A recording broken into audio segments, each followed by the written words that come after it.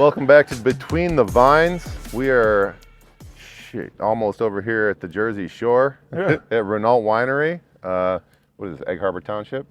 Something like it. I'm not sure. Something like that. But it's Renault Winery. I mean, it's Renault easy to Winery, find. It's you not can hard find to it, find. Google it, and it is a wonderland here. Right now they're set up for like a winter fest thing. They got ice skating. You can even go golfing if you want. I think there's people on the golf course. There's a golf course here. It's a hotel, full bar in the tasting room. Anybody that knows about Renault Winery, this whole place has been redesigned. A beautiful location. Before we get into it, man, first of all, you got Merry Christmas. Merry Christmas. Did you Yeah, have Merry a great Christmas. dude? Yeah, it was good Christmas. You know, I was man. surprised to hear that you were still in the area because I thought you were going to Florida. I wanted to go to Florida, but you know, the missus, she pivoted on me, you know, so. Well, it's the boss. Yeah, she's the boss, you know, so, I'm you know. feeling like it, Trey. Yeah, I was like, hey, man, I'm going to Florida. Then she's like, yeah, no, we're not going to Florida. All right, then we're not going Merry to Florida. Christmas. Yeah, Merry Christmas, though, you know. So I'm here. And then, so that's that. There's Christmas. Yeah, Merry Christmas to Merry that. Christmas And to then, everybody. you know, we got, you know, we back on the winning track. Hell yeah, we are. We're back on the winning Sky track. isn't falling anymore. Everything's good. Everything is, well, you know, we'll get into it, but, you know. I'm using my fan. Yeah, my fan emotions here. But we're back on the winning track. And as you can see, you know, we have the fire pit going. Yeah, the fire pit is friendly. And it's giving me all kinds of smoke right in my eyes right now. But anyway, perfect. So, yeah, that's Also, awesome. didn't you have one more? Oh, yeah, and then, man, we got to give it up to Covey. Or is it Covey? I believe it's Britton Covey. Covey.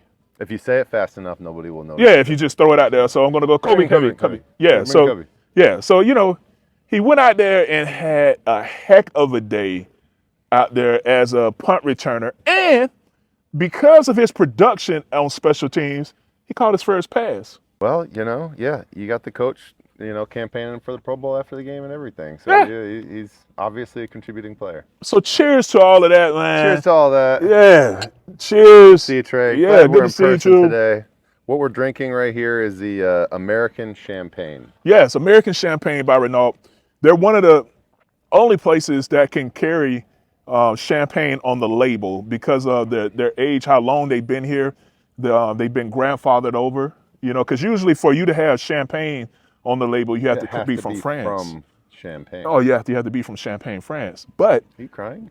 you know what? The smoke, man, it's got the me. wind Yeah, making you you know, the smoke, and then all the wind, and then we're back to winning. I'm a little emotional. Feels good. Yeah, it feels good, you know. So I'm a little emotional, but yeah, but this is actually really good. This is a good champagne. Yeah. American champagne. American champagne. So they have to say American on the label too, I'm guessing, to justify. It has to say American on it. How you like Crisp. that? Got Yeah, a nice sweetness to it. yeah, it does. It's not overly dry. No, it's like not. a lot of champagnes, you get that dryness to it. This is well balanced, I would say. Yeah, it is a very good champagne. I well like it. balanced champagne. Well, one thing I'm going to try to do a little later on today, something I've never done, being from Florida, you know, I'm going to give ice skating a try. Ooh, I can't wait to see that. Yeah, I'm gonna give it a shot. Before we get back to that, let's hear from our presenting sponsors, Life Brand.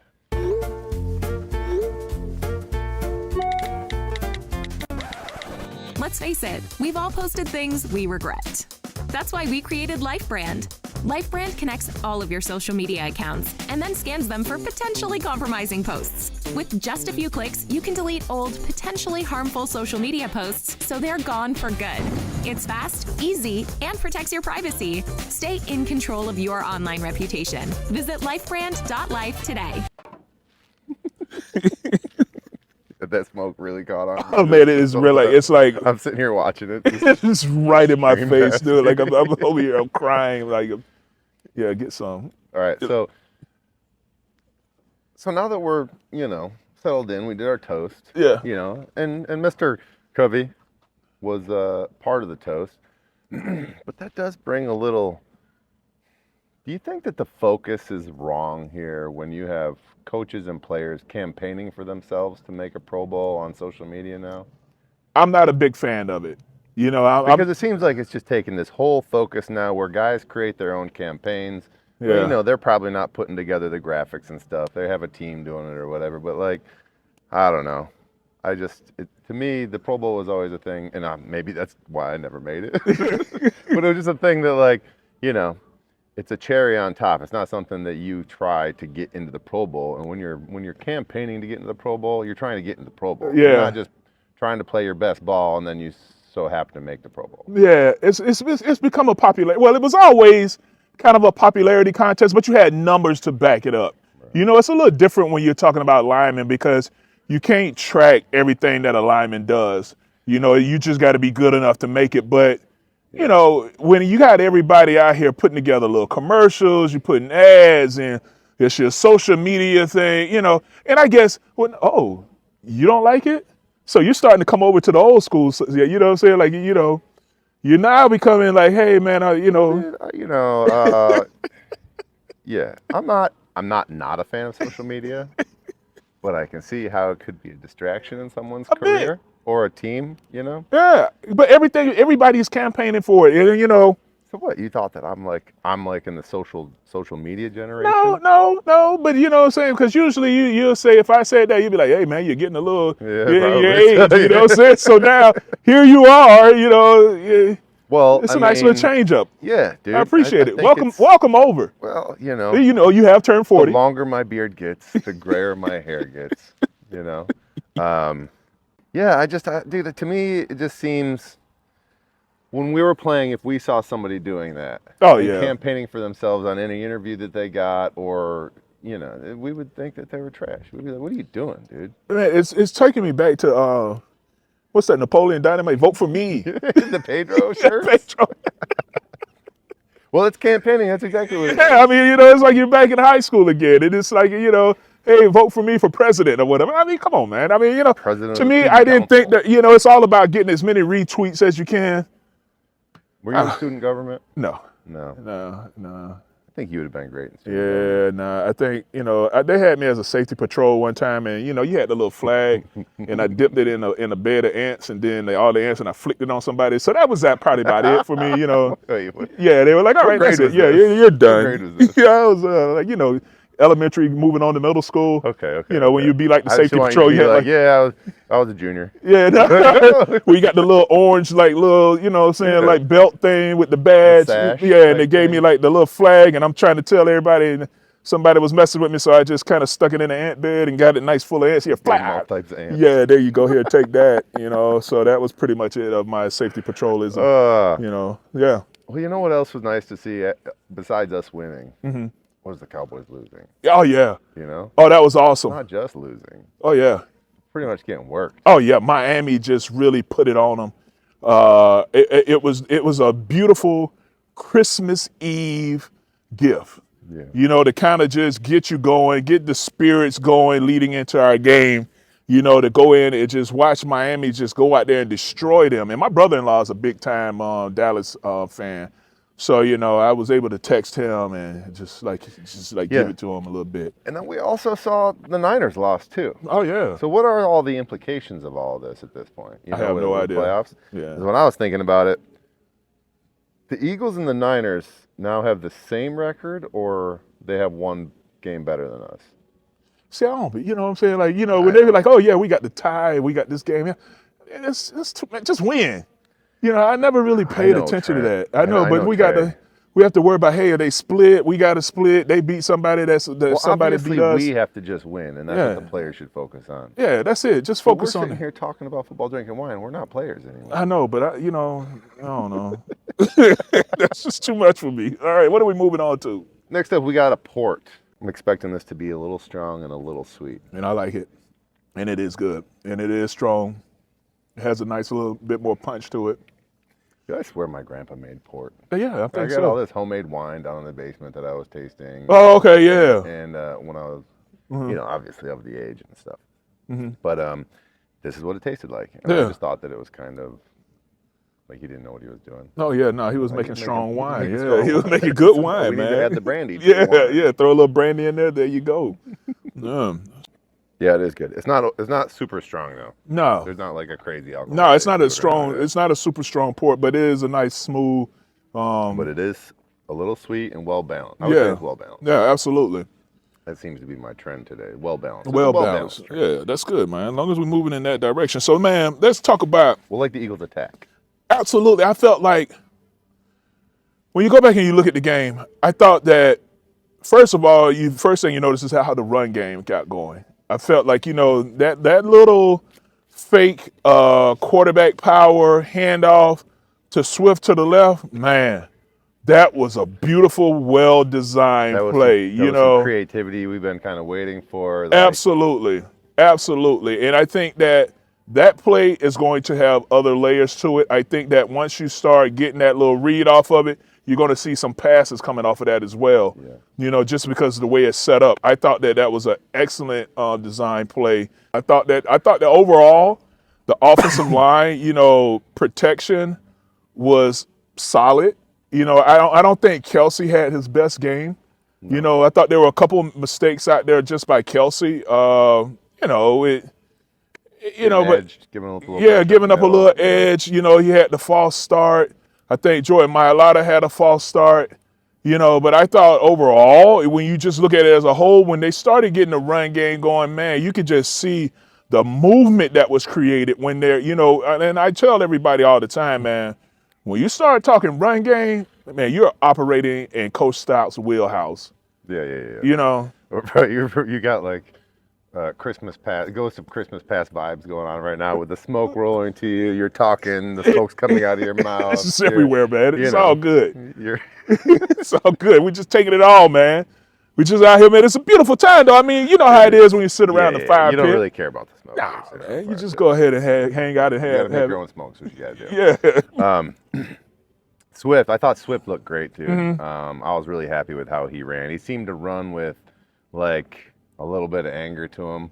And he's, I get really frustrated with backs a lot of times when you see him just bounce it. A lot of times I want to see him just bury and try to get the 3 or the 2 that's there. But, man, every time he bounces it, he seems to make something happen with it, He's it's a bold statement here, but, like, I grew up watching Barry Sanders and the way that Barry could just, like, turn nothing into something like that.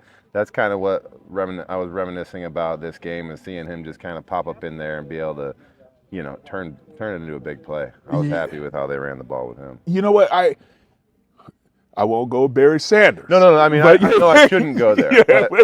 But I think that he is shifty. I mean, that one run where he was in the end zone, and one of his touchdowns where he kind of just put his foot down, boom, and took him back inside. I was like, man, that was nice. That was nice. The one where he got spent around, and it was just because his knee kind of just grazed the top of the grass. Yeah. Man, you think you got balance like that? Absolutely not. Absolutely not. Maybe once upon a time. Once upon a time. No. To be able to get spun around like that. I don't even know if I can get on ice skates, bro. Just be able to get spun around like that, holding the ball and only put one hit. I mean, dude, like the core strength that it took to even come out of that and was still able to shake and get around and change the field. I was like, man, this dude is special. You could definitely see some of that in him. I mean, he's a special running back. Well, one thing that this game also did for me, and I think it probably did for a lot of people, it made them feel better and proud again to have Jalen Hurts as their quarterback. Yes. And not just because they won, but like Jalen did some things that I was very impressed with, that you don't need to see a starting, multi-million-dollar quarterback doing. First of all, he heard you saying he's tired of seeing the first and the second read thrown to, right? So he said, I'm going to take my time. I'm going to scramble around a little bit, and I'm going to hit number 4. I'm going to hit Calcaterra and work him into the game plan. Because he found him a couple times. Yeah, he had 2 catches. Yeah. He had 2 catches. Like, on broken plays. Yeah, because the one, Kelsey had a bad snap. Yeah. He even had the mindset, all right, the ball got off him, let me get the ball, find somebody, bam, he hit him. Hit him again while he was rolling out to the left. I thought that there were times that Jalen Hurts made some really nice throws in this game. Now, of course, everybody's going to hop on the interception. But, I mean, the one throw to A.J. Brown, man, that he had to make on the run, stepping up into the pocket, I thought that was just spectacular, the way he lifted it right over the defender and put it right there on the spot. I agree. Now, with the interception, and I didn't rewatch it very many times. You know, Mm-hmm. it was Christmas dinner and a lot of chaos going on. I did rewatch the game a little bit this morning. Um, Two things about that. You know, it's one of those, the ball gets hit, could go anywhere. So I'm not too upset about that. Yeah. What I'm really happy about was watching him chase him down and trying to strip the ball out at the 1 yard line.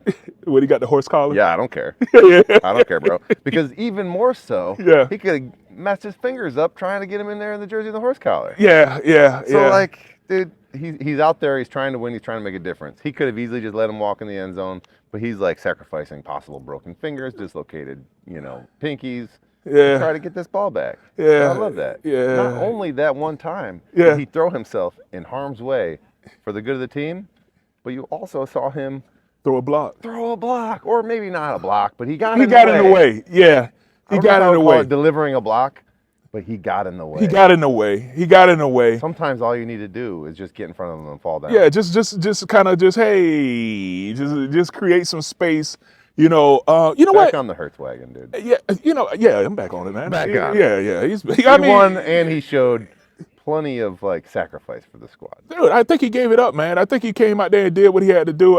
He's still not the emotional person. What did you think about everybody? Hey, all these stories coming out. Hey, the Eagles want Hurts to be more emotional, and We talked about that. Yeah, I don't You think know, I need him to be that. Because if Hertz got emotional at this point, It would look like an act. it wouldn't be Hertz. No, it would look like, all right, It'd be him trying to appease people. yeah, To try to be somebody that he's not, and someone that the fans think they need. yeah. And I don't need that, because everybody, I think all the players would be like, man, shut I up. tell people this all the time, dude.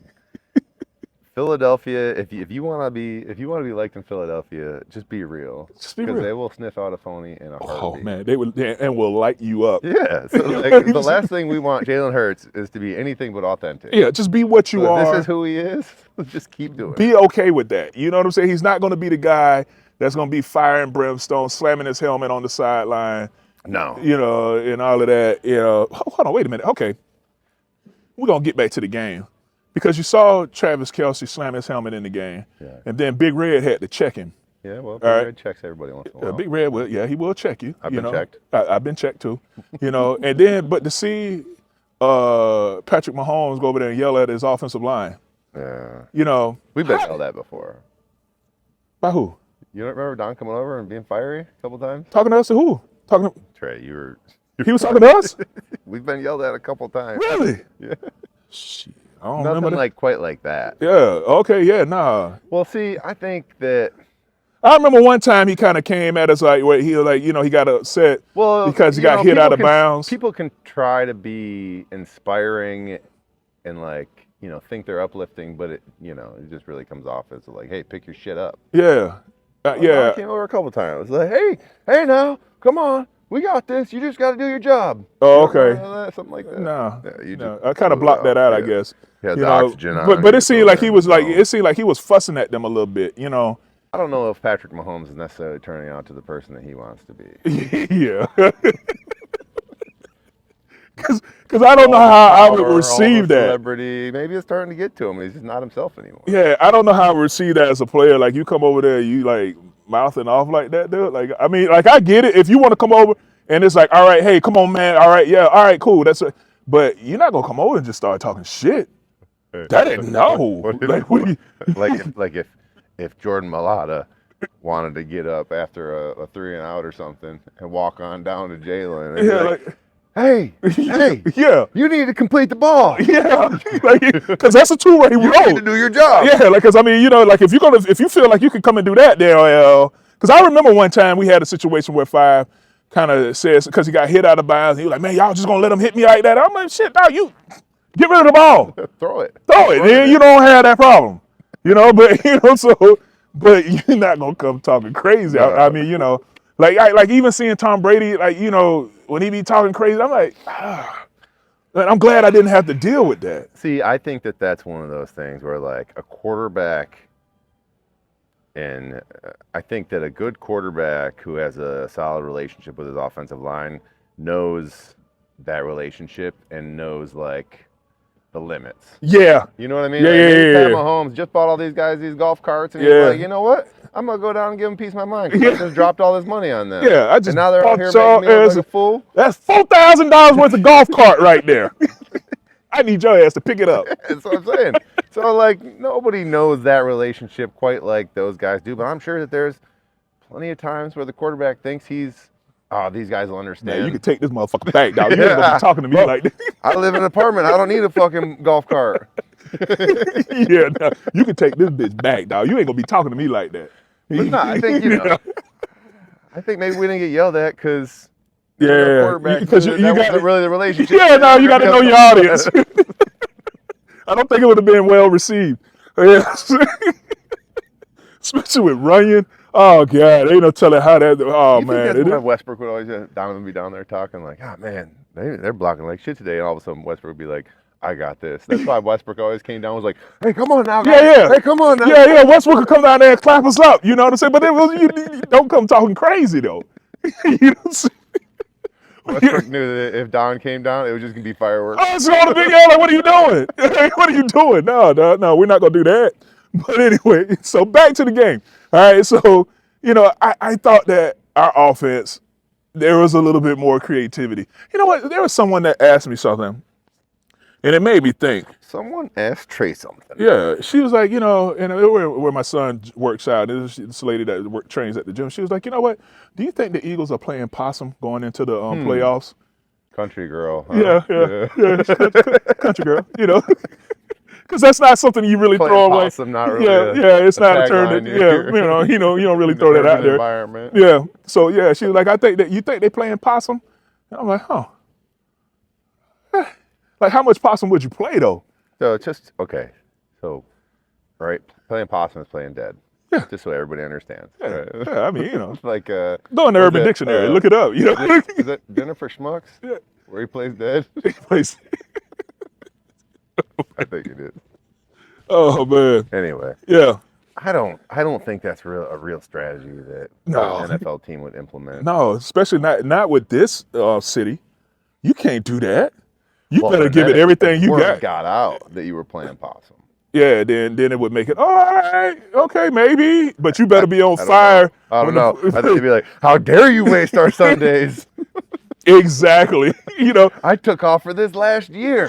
You're going to come out here and play possum for 1 week just so that you can surprise people in the playoffs? Because you got to practice some of the stuff, you got to try it. Do you think that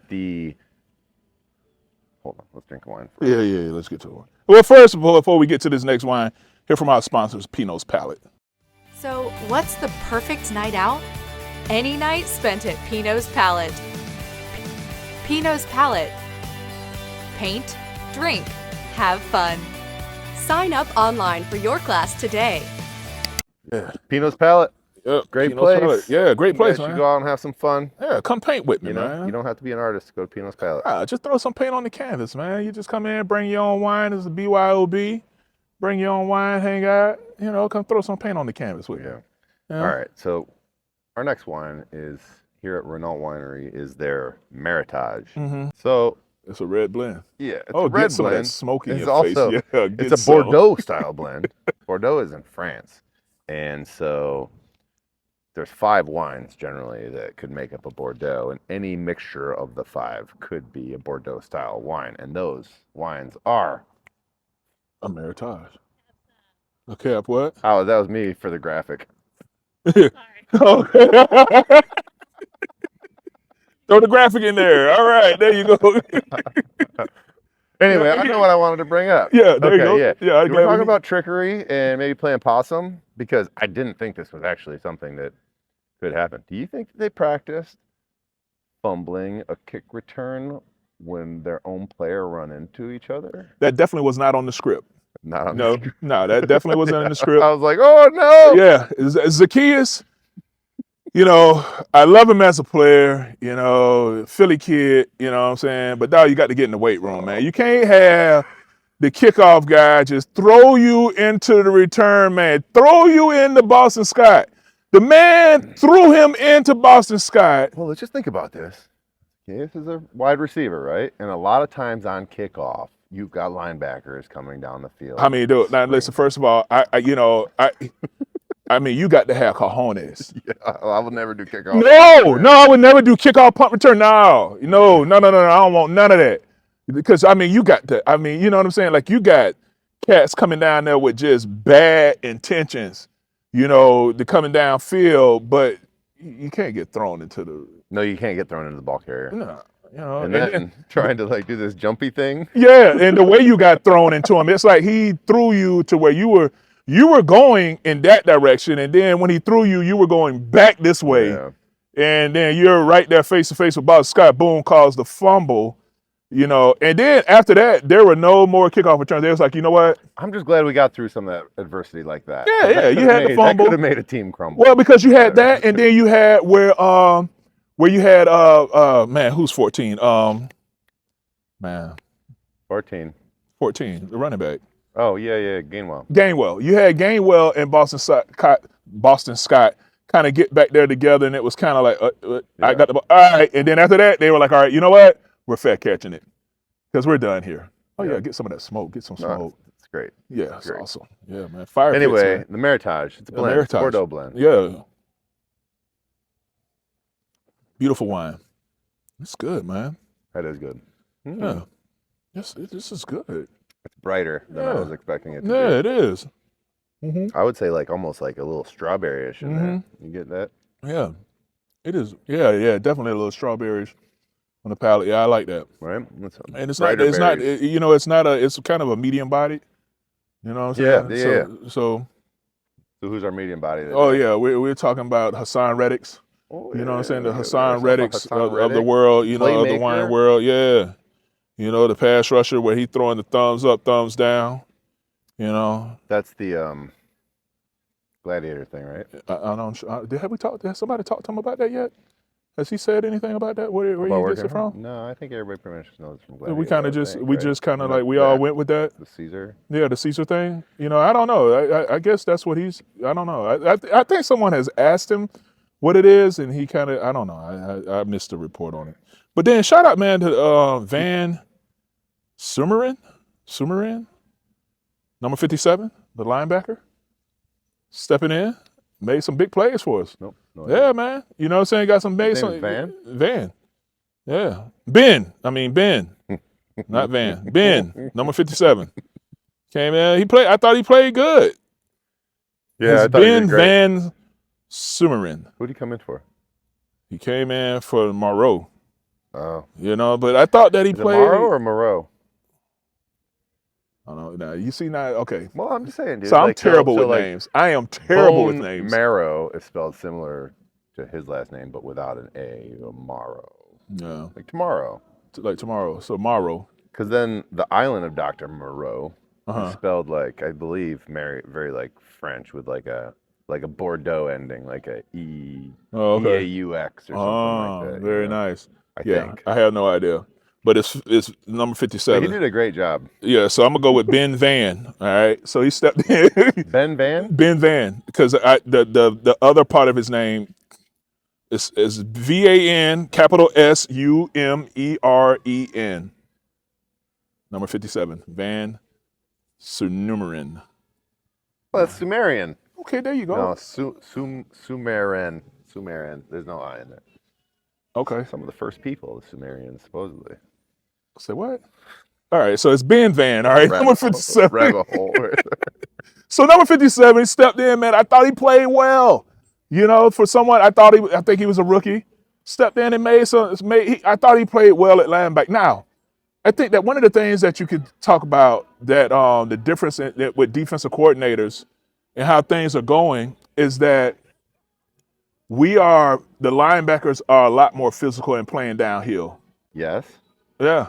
I think they're playing downhill a little bit more, shooting the gap, being a little bit more physical, getting in the running back's face, trying to stop some of that right there at the line of scrimmage. Even where you saw the other linebacker come in, take the hole, made a tackle in the backfield. So that's what you're looking back. I think that the linebacker play has been a lot more aggressive. I would agree with you. I think that's, for any team, that's going to be, if you have aggressive linebackers, more than likely you're going to have pretty solid run defense. Mm-hmm. You might get caught on a little more play actions, over the top, stuff like that. But One thing I will say is, you know, when Reddick had that big stop on 4th down, TFL, Mm-hmm.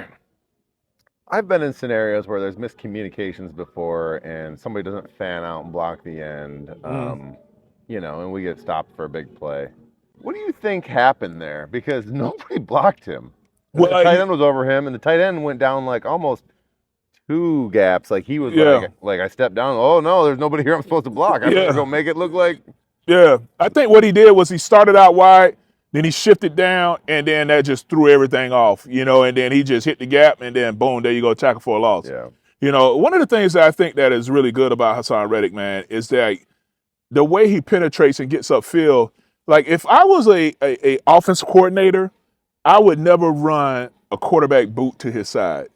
Because I mean, he is spot on with it, where he like takes that step downfield and then he's able to get vertical quick, Yeah. you know. So I would never run a boot against Hassan Reddick's side just because of how he plays it. Yeah. Yeah. And then now you had the defense come out there, and they did such a job on this offense that you had Cutlets get benched.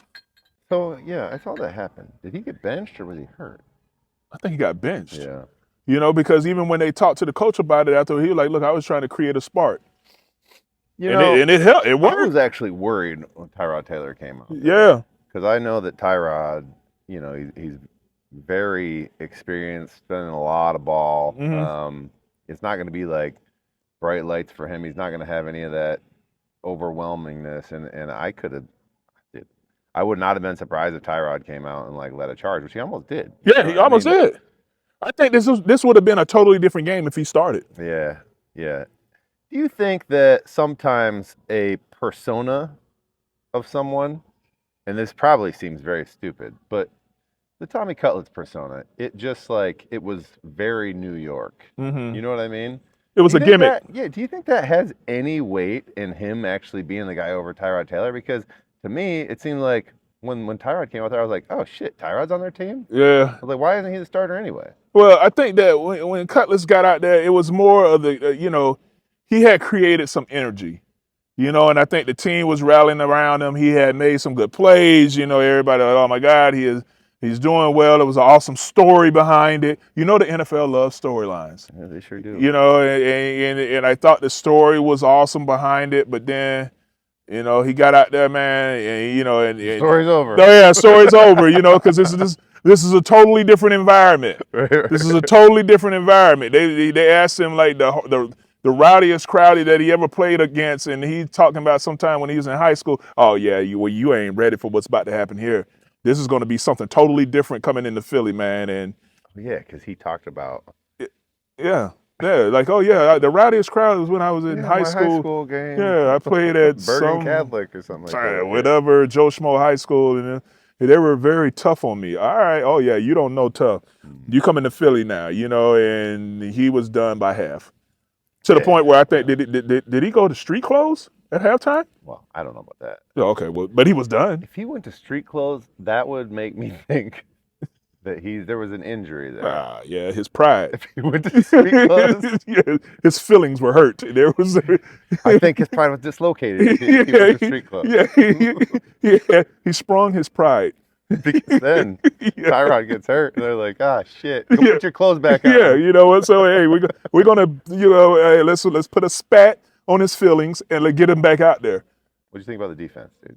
I thought the defense at a time was looking good, but then, like I said, when Tyrod Taylor came in, it was just something totally different. I thought he saw the field a little different. He saw some of those gaps where he could make plays, started stretching down the field, and then now you had the one big play against Reed Blankenship who they have, I guess the Twitter world has named him Chalk Dawk. I think that's one of the words that they kind of came up with him. How is that not racist? No, he is very racist. So scratch that from me. That did not come from me. No, it's a good conversation. That did not come from me. Did you create the name? No, it did not come right there. Well, It came off Twitter. I got it off Twitter. Probably a white guy that made it. Yeah, I don't know, but you know they called him Chalk Dawg. You know, so I was like, all right, I mean, it's clever. yeah, it's kind of funny, but it's It borderline. rhymes, so it goes. Yeah, but it does kind of, you know, you're on the razor blade. You shouldn't be on the razor blade with that. what I'm saying. But the world But it's funny. has created that raisin. I thought it was funny though. Funny. They called him Chalk Dog. I don't think that that's even a good comparison. No, not at all. But that's what they went with. So I was like, all right, cool, Chalk Dog it is. But Why does everybody want to try to recreate the great players of the past in someone new? I know, man. You know what Just I mean? let After them be like what a they year are. or a couple games or something, Because there will never be another dog. You know what I'm saying? Like, even if they did, everybody would be like, oh, he's trying to be like dog. You know what I'm saying? So just be what you are and just let him be. Because you put unnecessary pressure Would on you them. have taken an extra locker if they gave you an extra locker in the locker room? Hell yeah. Really? Oh, yeah. Why What not? would you have done with it? I don't know. Turned it into a Put bar. some whatnots in there and, I don't know. I don't think I would have. Yeah, I would have taken think I'd one. have been like, Hung my what do knee you want me to braces do with up in there. this? Put my What do we knee do with braces this? in there. We put some dominoes in there or whatever. Be where we play dominoes. I don't Play know. Bones in his locker. Yeah. Probably get me some figurines. I don't know. But you have to have a character though.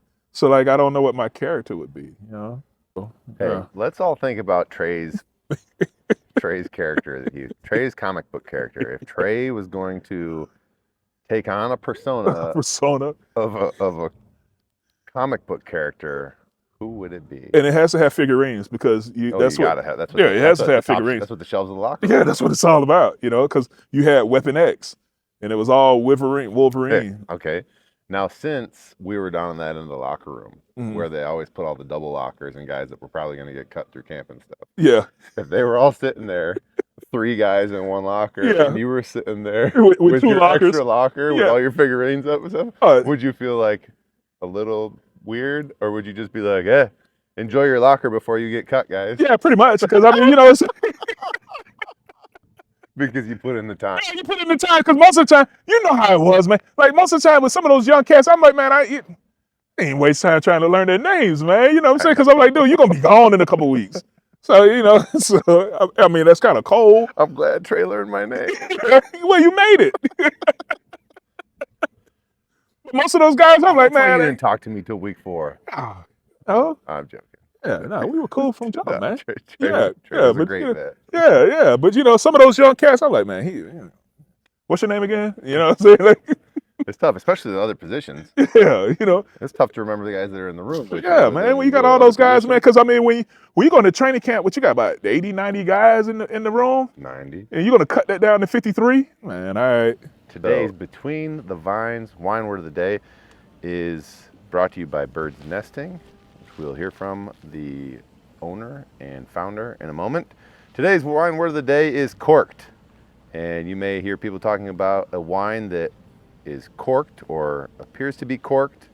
And what that is the wine tastes a little mushroomy or earthy or like a wet cardboard or wet dog, something kind of gross. And that is because of a bacteria called TCA that is found in the cork, natural corks that can infect the wine and make it taste like that. You will not find this in wines that have a screw top or a synthetic cork, which is this one of the things that probably led to the creation of synthetic corks. Anyway, wine word of the day, corked. And we will hear from the owner and founder of Birds Nesting right now. Hi, I'm Elizabeth Herremans, founder and president of Birds Nesting. Birds Nesting is an exclusive lifestyle and real estate company that caters to professional athletes, coaches, and their families and helps them transition into their new homes and cities.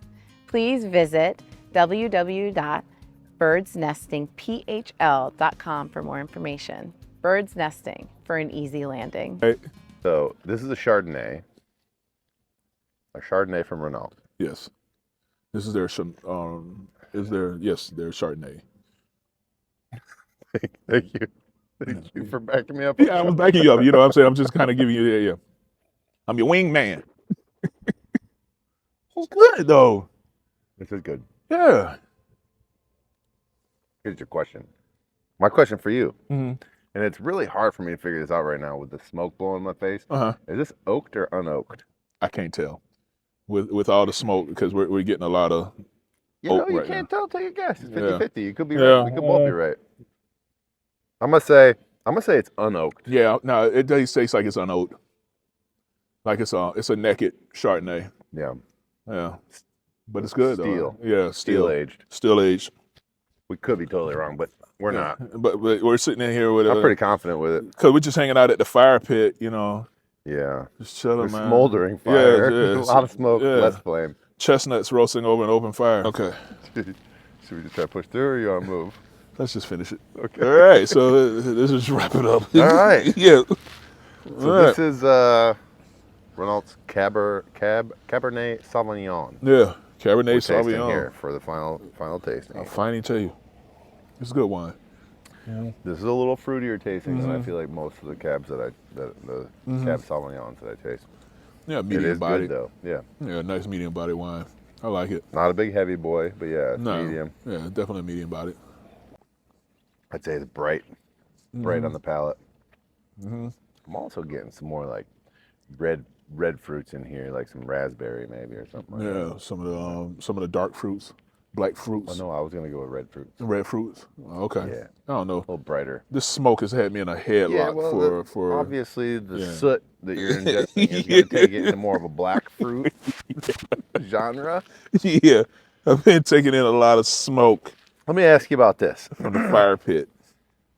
How do you think Sirianni's vibe and energy with the team is at this point? Because you see a lot of, videos and little clips of the blow-ups between him and players and him and other coaches and stuff like that. Like, do you think he's hard to be on the sidelines with? Because at first it all seemed like he's the greatest players coach ever. He wears all their hats and shirts.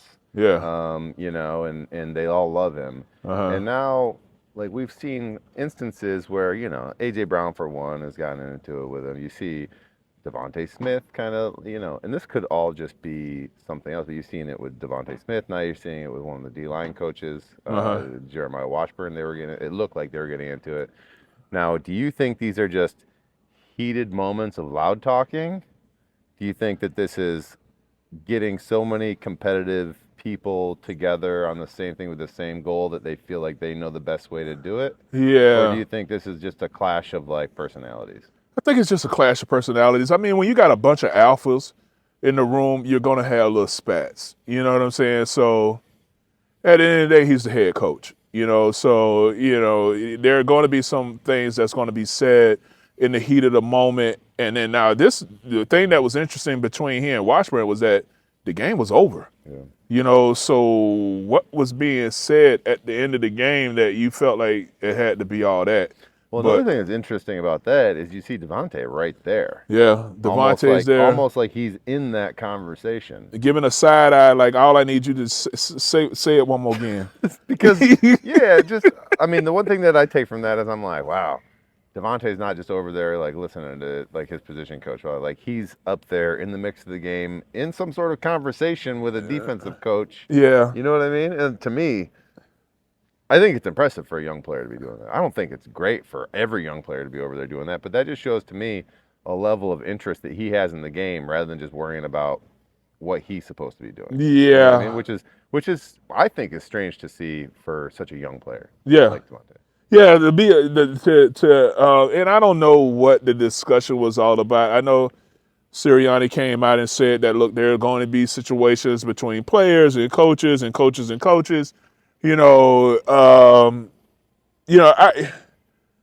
It's tough because I think that Coach Sirianni, like you said, when it's good, oh man, he's the big hype guy. He's the ultimate hype guy, running down the field, chest bumping. You know what I'm saying? And now I think that you're going to have to take some of the other side of it too. When things are bad, things are going to be said.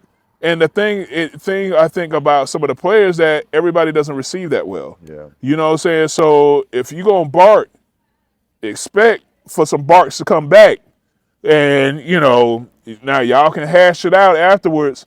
But I know that one of the things that after the game, Devontae Smith, they said that he refused to talk to the media because he had nothing good to say. You just won a game. Yeah. You know what I'm saying? So for you to say, well, you know what?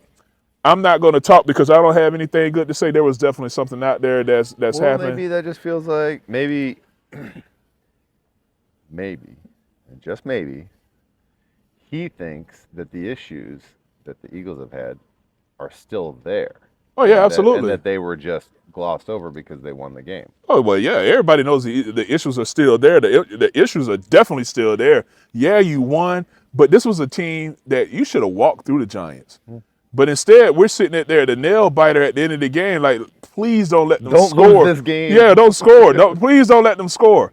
You needed that. You know, if the receiver that went down had a little bit more was more into the game instead of laying on the ground like he was dead and popped up and got out of bounds and got the ball off, they probably would have been able to get off 2 plays instead of being stuck with 1 with only 4 seconds left on the clock. So What do you think the player was thinking? Was he? I don't know. Was he like, is this where I act like I'm hurt to stop the clock? What do I do here? I don't know what he was thinking. You know what I'm saying? Like he probably. I got to look at the roster and see how old this kid is. But it seems like when he got hit, he was just kind of laying there, and it's like, dude, you got to get up. You have no timeouts. You got to get up. We got to keep moving. You know, you can log roll off the field so that we can get somebody else out there so we can clock it. Or get up, limp up. All you got to do is stand so you can at least get a clock, and then you can move on from there. But you can't just lay on the field. You know, so that hurts you. But you know, as far as the arguments and stuff, you hate to see it just because. At the end of the day, there has to be the totem pole, and there has to be levels of respect. And I don't like seeing stuff like that handled on the sidelines in front of everyone. It's like you don't like to see your parents arguing in front of the kids, and the fans are the kids right now. You know what I'm saying? Like not, you know, but I mean, you don't need. If you're going to argue, let that happen behind closed doors. All of that doesn't need to happen out there on the field for everybody to consume. That's just my take on it. Maybe Sirianni's just sitting there like, let them watch. Yeah, you know. They need to see this. Yes. This is what happens between family. It's not all, it's not all good. To be honest, I think obviously there's going to be questions and hierarchy and stuff when, especially when things aren't going great, but there should have been nothing. They won the game. You won the game.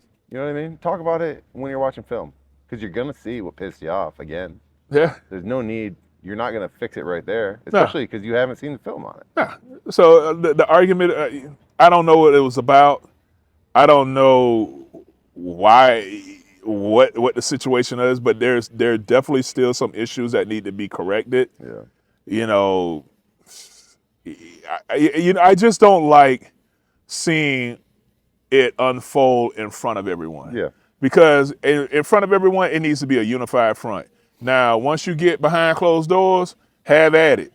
You know what I'm saying? And have at it, but then don't have at it and then somebody leak out and say, hey, there was this big argument. I don't want to disclose or, I want to be anonymous, you know what I'm saying, of what happened. I don't know. The player coach is like a slippery slope because you're like, you're being cool with the guys, and then they do respect you, especially when stuff's all going well. But like, if you've come down to that level of being cool and joking around and stuff, you also kind of take that guard down. You make yourself common. You make yourself common, and then they're also like, well, what the hell are you doing? And Exactly. They can easily pipe back at you when things aren't going well. You know what? There was, and not to say, I was sitting there, I was listening to an interview throughout the week. And it was when Kelsey got on the radio or did something, and he was talking about Coach Sirianni, and he called him by his first name. Nick. Yeah. Well, there's a lot of different levels of that, I think. Would you ever call Big Red Andy? Andy and I have a little further, age gap than, 2 years? But still, like it's not even that. But I mean, it's just the title, though. I don't know. If you had somebody that was the same age as you coaching you, I still call him 1 year apart. I still call him Coach Sirianni or something. Even if you've had sit downs and stuff where he's like, "Hey, quit calling me coach." No, I still just because of or it has to be a nickname or something. You know what I'm saying? I've never been in that situation, so I don't know. I can't say how I would act, but I know what you're saying. To me, I still call my coaches coach. Yeah, you know what I mean? They're coach. Yeah, or you call him by his last name or whatever it is. But I don't make it common like that. Hey Nick, what's happening? Well, Nick and I were sitting there talking. Yeah, you know what I'm saying? Like, to me, I just feel like, but, that's the old school in me. Yeah. That's a different dynamic you got to deal with, too. You're sitting here talking about, Kelsey's in his, 14th year or some shit like that. Yeah, I don't care. I know, but that's obviously, Big Red wasn't the same way with 10-year players as he was with 2-year, 3-year players. But even still, like, all of us that had, I had years on the Big Red. He let you call him Big Red. Yeah, but that's different. I'm not going to call him Andy. Hey, Andy. Andrew. You know what I'm saying? Like, hold on. William, it's Andrew to you. Yes, William, that is Andrew to you. It is Andrew he didn't call you Reed. William either. Huh? He didn't call you William either. No, he called me Trey. You know what I'm saying? But there's not, to me, and then but that goes back to the point that when you kind of blur the lines. Yes. And so I'm telling you, man, in that house, you got a bunch of alphas, so you better, you got to draw the line of where you stand. And that's one thing that I felt that Big Red always was like, look, hey, hold on. At the end of the day, I am the head man. So respect it as such. To me, I know that it was something that wasn't that big of a deal at the time, but it's starting to show itself when you start to have little things like that happening on the sideline. You think he was okay with it? Hell no, he's not okay with it. Being challenged in front of everybody? No, I'm saying, do you think that Coach Sirianni was okay with Kelsey calling him Nick? Because of how he is, I don't think he really thinks about it like that. Do you think he's okay with all of his players calling him Nick? No, hell no. You know what, though? Like, no. But that's the problem. That's the problem when you start creating layers like that. You got to treat everybody the same, dude. Because if not, then you're going to start creating those layers, and then that's when you start having problems. Yeah. That's when you're going to start having problems. And so you can't be, okay, I'm going to be rough and tough with this guy, but then, hey, all right, you can do whatever. You got to be the same with everybody. And even though Big Red, let us call him Big Red, but there still was that respect, and there was not when you were in trouble. Oh yeah, no. Hey man, because I remember I got in trouble one time, and Big Red called me to his office, and I was like, oh damn, and he pulled out this laundry list of everything, and he was just like, look, I let you slide on this, and this. Now, I didn't realize you were keeping score. I didn't know he was keeping score. I thought it was forgiven. He's like, nah, I got this list. And he pulled open his drawer, and he had a file. And he was like, all right, now, Trey, I'm did waiting this. For you to push it. I knew you were going to mess up. And here, come to the office. Here you go. You did this. And I let it slide. But I can't let this slide right here. And, and I was in trouble. Yeah, well, going to Big Red's office was very reminiscent of going to the principal's office. Oh, yeah, you're in trouble. Because you don't go to his office just to hang out, I got some experiences with that. We'll save that for another day. Yeah, all right, cool. If you like our content, like, subscribe, comment, share, all the stuff. Yeah. We'll be back next week. Thank you to Renault Winery for having us out. Beautiful space. Definitely should come and hang out at Renault Winery. Yeah. Tell a friend, Between the Vines. We'll see you guys later. All right.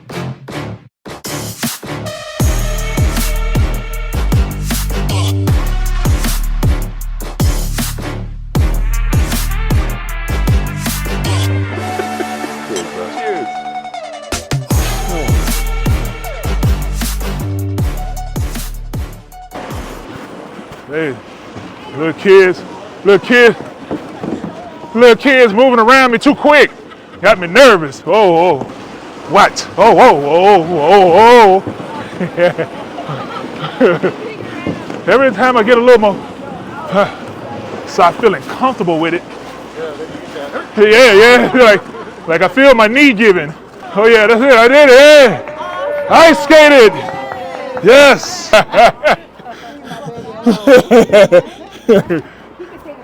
Oh man, that was awesome. How do you feel? I feel awesome. That was good. It was fun. I kept feeling like every time I got a little momentum that my knee was about to give, it was like a little, oh, wait a minute, and then these kids just, they're around here triple toeing and just moving around a little too quick for me. But it was fun. Awesome. Great experience. I'm done. Thank you.